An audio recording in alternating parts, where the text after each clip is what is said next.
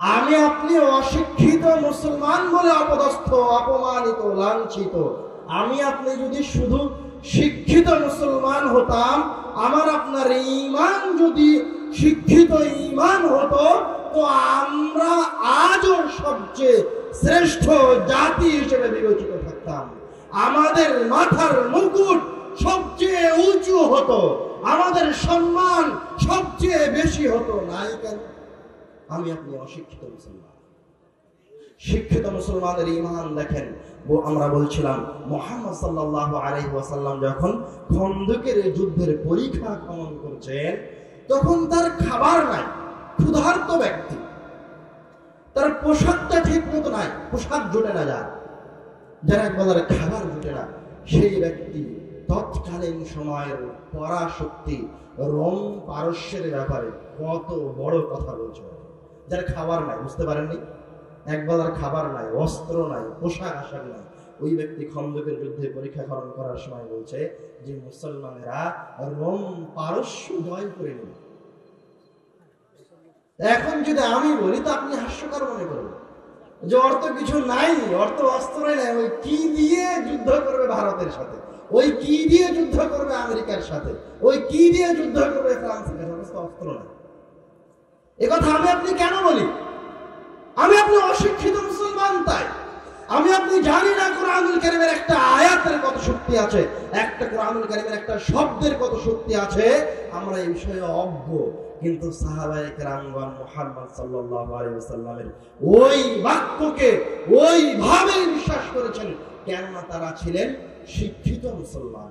তারা ওই হাদিসকে অক্ষরে অক্ষরে বিশ্বাস করতেন, যেই হাদিসে রাসূল সাল্লাল্লাহু আলাইহি ওয়াসাল্লাম বলেছেন ইন্নাল্লাহ তাআলা লা ইউআযযিবু কলবান আল কুরআন, আল্লাহ রাব্বুল আলামিন ওই অন্তরকে কোনদিন শাস্তির সম্মুখীন করবেন না, ওই অন্তরকে আল্লাহ রাব্বুল আলামিন কোনদিন পরীক্ষা কঠিন বিপদে ফেলবেন না, যে অন্তর কুরআনুল কারীমকে ধারণ করে। ওই অন্তরকে আল্লাহ রাব্বুল আলামিন কোনদিন শাস্তির সম্মুখীন করবেন না। এই হাদিসের শেষের অংশে আসেন, রাসূল সাল্লাল্লাহু আলাইহি ওয়াসাল্লাম বলেছেন ইন্না হাযাল কুরআনা মা'জাবাতুল্লাহ। এইবার সাহাবীদের ঈমানের কাছে আসেন, তারা জানে, তারা এই হাদিসটা অক্ষরে অক্ষরে জানতো। ইন্না হাযাল কুরআনা মা'জাবাতুল্লাহ, এই কোরআন মাজিদ হচ্ছে এই জমিনে, এই মাটিতে, এই জমিনের উপরে আল্লাহ রাব্বুল আলামিনের মেহমানখানা, দস্তরখানা, আল্লাহ রাব্বুল আলামিনের পক্ষ থেকে মুসলমানদের জন্য সেফ হাউস। মান দাখালা ফীহি ফাহুয়া আমিন, যেই ব্যক্তি এই কোরআনুল কারীমকে দিয়ে আল্লাহ রাব্বুল আলামিনের কাছে যে কোনো বিপদ থেকে আশ্রয় চাইবে, আল্লাহ রাব্বুল আলামিনের কাছে এই কোরআনুল কারীম তিলাওয়াত করার মাধ্যমে যে কোনো যুদ্ধের ময়দানে, যে কোনো পরাশক্তির সামনে যদি আল্লাহ রাব্বুল আলামিনের কাছে আশ্রয় চায়, ফাহুয়া আমিন, স্বয়ং আল্লাহ রাব্বুল আলামিন তাকে আশ্রয় দান করবে। তো এই বিশ্বাস সাহাবীদের মাঝে ছিল, কারণ তারা এই হাদিসটা জানতো, তারা এই হাদিসের উপর বিশ্বাস রাখতো, তারা ছিল শিক্ষিত মুসলমান। ওরা জানতো যে রাসূল সাল্লাল্লাহু আলাইহি ওয়াসাল্লাম যদি বলে যে রোম পারস্য আমরা জয় করতে পারবো, আর যদি 50 জন সাহাবীকে পাঠিয়ে দেয় রোম পারস্য জয় করার জন্য, তাহলে ইলমুল ইয়াকিন, তারা দৃঢ় বিশ্বাসের সাথে একদম অন্ধভাবে এটা বিশ্বাস করতো যে আমরা 50 জন যোদ্ধা, আমরা 50 জন সাহাবী মিলে রোম পারস্য জয় করে নেব। আমি ওই কথাই রাসূল সাল্লাল্লাহু আলাইহি ওয়াসাল্লামের ওই কথাকেই বর্তমান সময়ের সাথে বলছি। যদি মুসলমানরা শিক্ষিত ঈমান অর্জন করে, প্রত্যেকটা সন্তান যদি কোরআনুল কারীম শিখে ফেলে, প্রত্যেকটা মানুষ, আমি আপনি সবাই যদি আবার ঈমানটাকে শিখে অর্জন করি, কোরআন তেলাওয়াত করতে শিখি, তারপরে যদি পরাশক্তির সাথে যুদ্ধ করতে যাই শিক্ষিত ঈমান নিয়ে, আর যদি পরাশক্তিরা ড্রোন নিয়ে আসে, পারমাণবিক বোমা নিয়ে আসে, আর আমাদের অস্ত্র যদি ঘরের বটি হয়, আমাদের অস্ত্র যদি বাঁশঝাড়ের বাঁশ হয়, আমাদের যদি আর কোনো অস্ত্র না থাকে, তো আল্লাহ রাব্বুল আলামিন মুসলমানদের ঈমানের কারণে, ওই শিক্ষিত ঈমানের কারণে, ওই বাঁশ দিয়েই, আপনার ঘরের ওই বটি দিয়েই পরাশক্তিদের সাথে যুদ্ধে লিপ্ত হওয়ার পরে আল্লাহ রাব্বুল আলামিন বিজয় এই মুসলমানদেরকেই দান করবেন। কিন্তু আমরা ভয় করি, আমাদের ঈমানই তো নাই, নাম কাস্তা। আমি বললাম না, আপনার বাপ ছিল মুসলমান তাই আপনি মুসলমান, আমার বাপ ছিল মুসলমান তাই আমি মুসলমান, আমার বাপ ছিল আহলে হাদিস তাই আমি আহলে হাদিস। আহলে হাদিসের কোনো কিছুই নাই আমার কাছে, কোনো কিছুই নাই। এমনি নামে আহলে হাদিস, নামে আহলে হাদিস করি। কত শত শত আহলে হাদিস মসজিদ আছে যেগুলিতে আজও মক্তব চলে। শত শত আহলে হাদিস মসজিদ আছে, শত শত অসংখ্য অসংখ্য দল সংগঠন আছে যারা মসজিদ ভিত্তিক কোনো কার্যক্রম করে না। শয়তান আমাদেরকে ফাঁদে ফেলে রেখেছে। আমি আপনার আলোচনার শুরুতেই বলেছি যে শয়তান ওই জিনিসের সাথে, ওই জিনিসকে আপনাকে সবচেয়ে বেশি ওই জিনিস থেকে দূরে রাখবে যেই জিনিস আপনার সবচেয়ে বেশি উপকারে আসবে।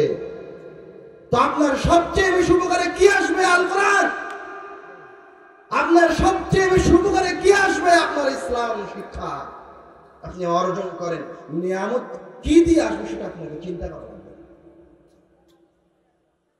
রিজিক কোথায় থেকে আসবে সেটা আপনাকে চিন্তা করা লাগবে না। আপনি শুধু শিক্ষিত হন, ইলম অর্জন করেন, আল্লাহ রাব্বুল আলামিন রুটি রুজির ব্যবস্থা করে দিবেন। তার কি রুটি রুজির অভাব পড়েছে? তার কি নিয়ামতের অভাব পড়েছে? অভাব পড়েনি। আল্লাহ রাব্বুল আলামিন চাইলে আগামীকালকে গ্রামের সকল মানুষকে কোটিপতি করে দিতে পারেন। পারেন না? পারেন। কিন্তু আমি আপনি মহান রব্বুল আলামিনের কাছে থেকে কোটি টাকা নিয়ে ধনী হতে চাই, কারণ আমার আপনার ঈমান দুর্বল, শিক্ষা নাই। আমি আপনি হচ্ছে বস্তুবাদী। আমি জানি 5 ওয়াক্ত সালাত আদায় করলে, ফজরের সালাতটা জামাতে আদায় করলে, তাহাজ্জুদের সালাত আদায় করলে আল্লাহ রাব্বুল আলামিন আমার যাবতীয় ব্যবস্থা করে দিবেন। আমি জানি সকালে উঠে যদি কোরআন তেলাওয়াত করি, সন্ধ্যায় যদি কোরআন তেলাওয়াত করি, তো আল্লাহ রাব্বুল আলামিন আমার রিজিকের দায়িত্বভার গ্রহণ করবেন, এটা আমি জানি। কিন্তু আল্লাহ কিভাবে গ্রহণ করবেন এটা আমি দেখতে পাই না। কিন্তু আমি এটা দেখতে পাই যে আমি যদি সকালে ঘুম থেকে উঠে ভ্যানটা নিয়ে রাস্তায় বের হই, তো জোহরের আজান দিতে দিতে 300 টাকা ইনকাম করি। তা আমি আপনি হচ্ছি বুঝতে পারি। আমি আপনি আর আল্লাহ রাব্বুল আলামিনের কাছে কোটিপতি হতে চাই, আল্লাহর কাছ থেকে আর অর্থ সম্পদ নিতে চাই না। আমি আপনি অর্থ সম্পদ কোথায় নিতে চাই? নিজে অর্জন করে নিতে চাই। আমার কাছে এটা বেশি ভালো লাগে, এটা যে নগদ পাওয়া যায়। আমি ওই কথায় আবার ফিরে যাচ্ছি। আপনি যেই মসজিদটা এই পাড়ায় 50 লক্ষ টাকা খরচ করে নির্মাণ করেছেন, যেই মসজিদে লক্ষ লক্ষ টাকা খরচ করে এসি লাগিয়েছেন, যেই মসজিদে হাজার হাজার টাকা খরচ করে ফ্যান লাগিয়েছেন, ওই মসজিদটা যদি আপনি 2 লক্ষ টাকা খরচ করে বানাতেন, শুধু একটা মাঠ করতেন আর উপরে সামিয়ানা করতেন, বাকি 48 লক্ষ টাকা যদি আপনি ওই মসজিদে, ওই পাড়ার শিক্ষা ব্যবস্থার পিছনে খরচ করতেন, 48 লক্ষ টাকা যদি 5 বছর যাবত ওই পাড়ার শিক্ষা ব্যবস্থার পিছনে খরচ করা হতো, ওই পাড়ার সন্তানদেরকে শিক্ষার প্রতি উৎসাহ করার জন্য খরচ করা হতো, তো 5 বছর পর ওই এলাকার চেহারা পরিবর্তন হয়ে যেত। কিন্তু আমি আপনি ওটা করবো না, শয়তান করতে দিবে না। শয়তান বলবে না, তুই এই টাকা দিয়ে মসজিদই বানা, তুই মসজিদে এসি লাগা, তুই মসজিদে ফ্যানই লাগা, তুই মসজিদে টাইলসই লাগা, আর মসজিদে বসে ঘুমা, আর চাকচিক্যপূর্ণ মসজিদ নির্মাণ কর, আর আরো অধপতনের অতল তলে চলে যা। বুঝতে পারেননি? মডার্ন মসজিদ কোটি কোটি টাকা খরচ করে করা হয়েছে, লক্ষ লক্ষ বিলিয়ন ডলার খরচ করা হয়েছে। ওই লক্ষ লক্ষ বিলিয়ন ডলার যদি বাংলাদেশের সন্তানদেরকে ইসলাম শিক্ষায় শিক্ষিত করার জন্য খরচ করা হতো, তো আজ থেকে 20 বছর পরে এই দেশের চেহারা পরিবর্তন হয়ে যেত। কিন্তু খরচ করা হবে না, শয়তান এটা করতে দিবে না। শয়তান এলাকার মানুষকে মসজিদে গিয়ে মক্তবে গিয়ে কোরআন শিখতে দিবে না। মসজিদের সভাপতি মসজিদে মক্তব চালু করতে দিবে না। মসজিদের সভাপতি দাওয়াইল আল্লাহর মাধ্যম দিয়ে দাওয়াইল আল্লাহকে মসজিদে আসতে দিবে না। মসজিদকে ও সংগঠনের পৈতৃক সম্পত্তি করে রেখেছে, মসজিদকে ও দলের পৈতৃক সম্পত্তি করে রেখেছে। মসজিদকে আপনার বিভিন্ন গণতন্ত্র, বিভিন্ন রাজনৈতিক ব্যক্তি, সব সমাজের সবচেয়ে নিকৃষ্ট ব্যক্তিদের হাতে উঠিয়ে রাখা হয়েছে। কেন? মসজিদ তো থাকার কথা ছিল ওই পাড়ার সবচেয়ে ইমানদার ব্যক্তির কাছে। মসজিদের দায়িত্ব তো থাকার কথা ছিল ওই পাড়ার সবচেয়ে পরহেজগার ব্যক্তির কাছে। নাই কেন?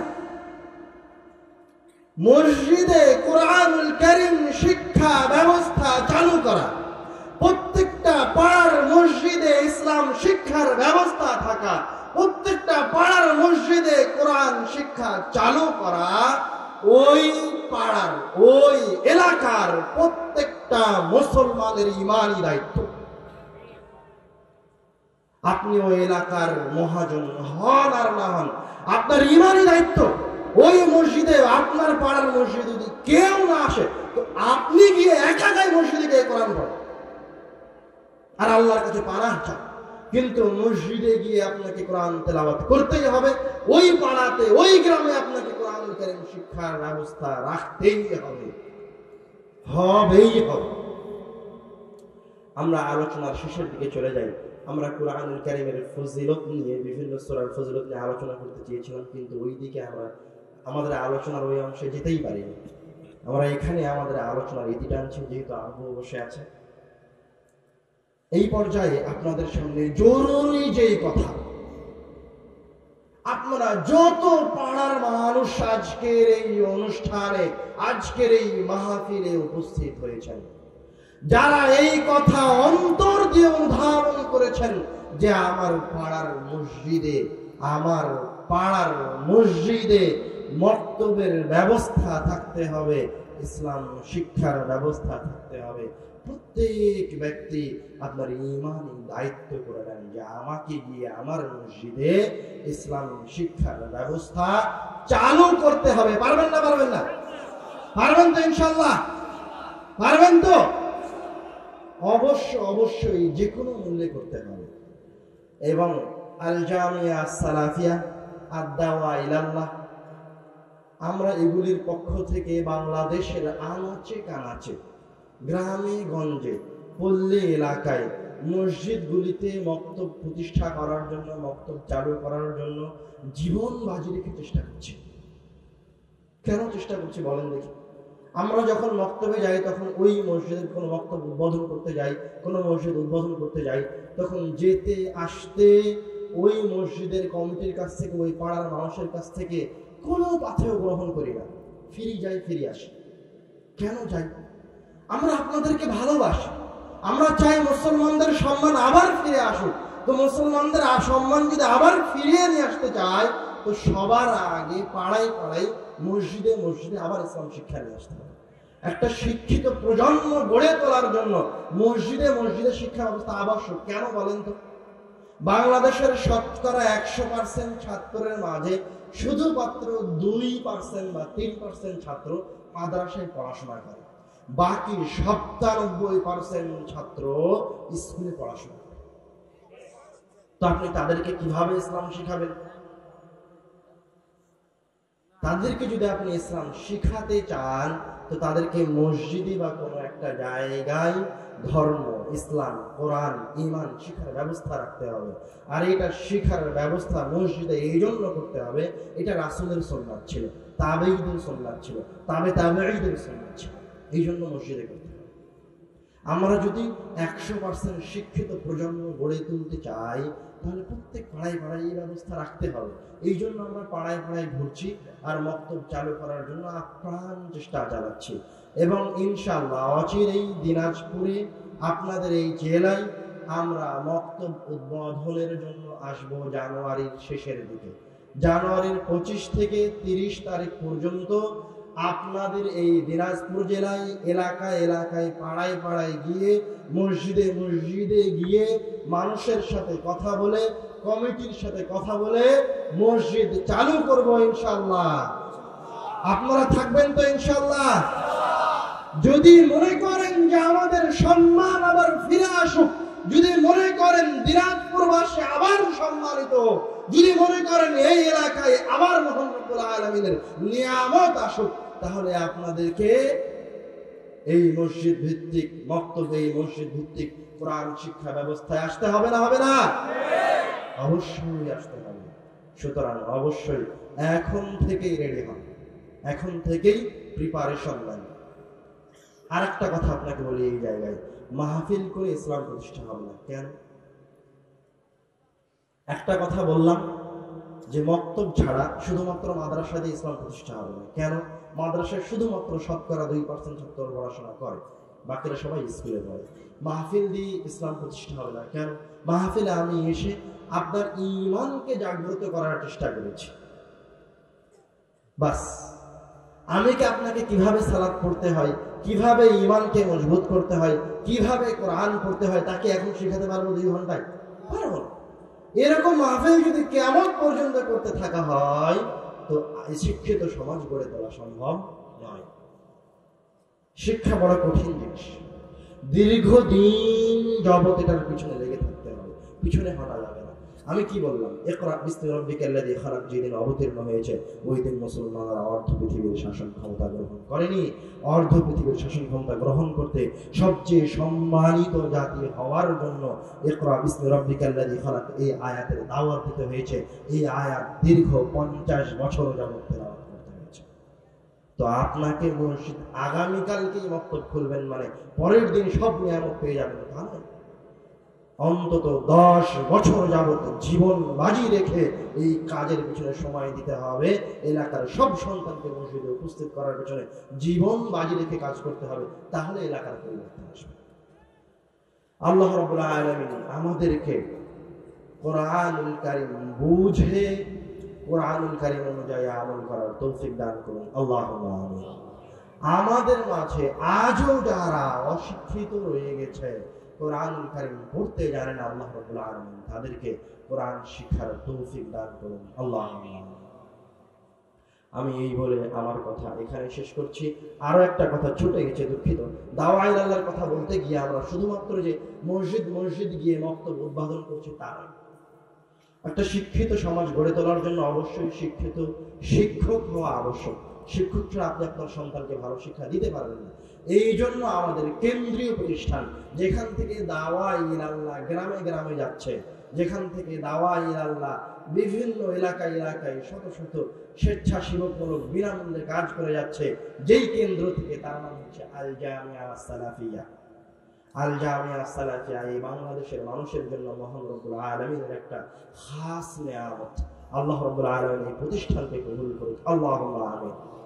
আমরা যখন মসজিদে আপনাদের মক্তব উদ্বোধন করব, তখন আপনার মসজিদের ইমামেরা আমাদের জামিয়া সালাফিয়ায় আসবে, ফ্রিতে আসবে, ফ্রিতে থাকবে, ফ্রিতে 7 দিন যাবত জামিয়া সালাফিয়ার সবচেয়ে বড় বড় শিক্ষকদের কাছে দার্স গ্রহণ করবে।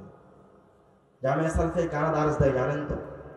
বাংলাদেশের সবচেয়ে বড় বড় আহলে হাদিস বিদ্যালয়রা দার্স দেয়, ভারতের বড় বড় আহলে হাদিস বিদ্যালয়রা দার্স দেয়, মদিনা বিশ্ববিদ্যালয়ের বড় বড় বিদ্যালয়রা জামিয়া সালাফিয়ায় দার্স দেয়। এদের কাছে আপনাদের মসজিদ মক্তবের শিক্ষকেরা গিয়ে ট্রেনিং নিয়ে আসবে, নিয়ে এসে আপনাদের সন্তানদেরকে শেখাবে, সম্পূর্ণটাই বিনামূল্যে। আল্লাহ রাব্বুল আলামিন আমাদেরকে এই কাজ আরো বেশি বেশি আঞ্জাম দেওয়ার তৌফিক দান করুন, আল্লাহুম্মা আমিন। আমরা যেন জামিয়া সালাফিয়ার হাত ধরে, দাওয়ায়ে ইলাল্লাহর হাত ধরে আবার এই বাংলাদেশের মাটিতে ইসলাম শিক্ষার একটা নব জাগরণ প্রতিষ্ঠা করতে পারি, আল্লাহুম্মা আমিন। ওয়া আখির দাওয়ানা আলহামদুলিল্লাহি রাব্বিল আলামিন। আসসালামু আলাইকুম।